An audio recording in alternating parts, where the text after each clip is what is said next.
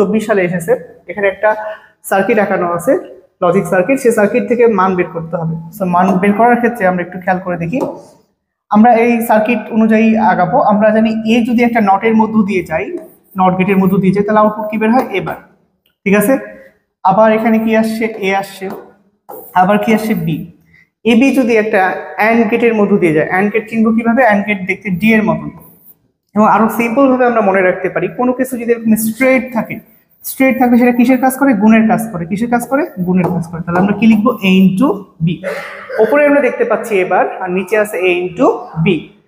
এবার এবং এ into B এরা যদি বাঁকানো অংশের মধ্য দিয়ে যায়, একটা আছে এবার আর একটা হচ্ছে কি এ বি, এরা যদি বাঁকানো অংশের মধ্য দিয়ে যায়, কোনো কিছু যদি বাঁকানো অংশের মধ্যে অর্থাৎ অর গেটের মধ্য দিয়ে যায়, তাহলে সেটা কিসের কাজ করে? যোগের কাজ করে। ঠিক আছে, তাহলে দাঁড়াচ্ছে এবার প্লাস এবি। সো প্লিজ আমরা একটু লিখি এবার প্লাস এবি। এটা কার মান বের হলো? এটা হচ্ছে অ এর মান। কার মান? অ এর মান। এই অ এর মান থেকে এই অপশনস গুলোর কোনটা হবে সেটা দেখতে হবে।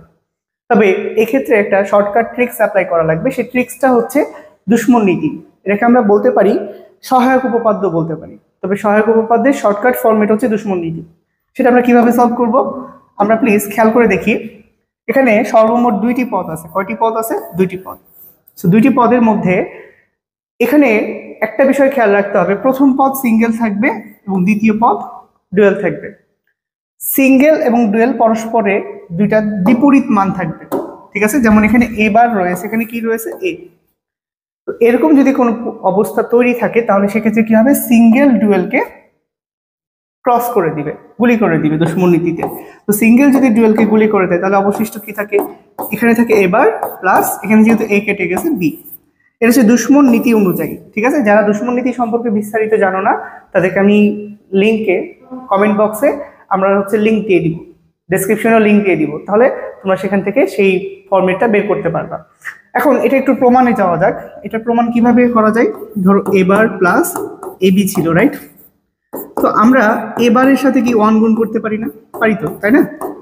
এবারের সাথে 1 গুণ করাই যায়। এরপরে আমরা এই অনের পরিবর্তে প্লিজ খেয়াল করে দেখি, এখানে কি রয়েছে? 1 রয়েছে, রাইট? এই অনের পরিবর্তে কি আমরা লিখতে পারি 1 প্লাস, এই যে এই চলকটা দেখে 1 প্লাস বি। কারণ আমরা জানি অনের সাথে পৃথিবীর যাই যোগ করি না কেন, অনের সাথে পৃথিবীর যাই যোগ করি না কেন, ফলাফল কত হয়? 1। তাহলে অনের পরিবর্তে আমরা 1 প্লাস বি লিখতে পারি। এবার এবারের সাথে এ গুণ করছি, এবার 1 গুণ করছি, এবার ইন্টু 1, এবার এবারের সাথে বি গুণ করছি, এবার বি, পাশে আছে এ বি লিখলাম। এরপর আমরা যেটা করব, পরে যে 2টি পদ রয়েছে খেয়াল করে দেখি, এখানে কয়টি পদ রয়েছে? পরে 2টি পদ রয়েছে। এই 2টি পদের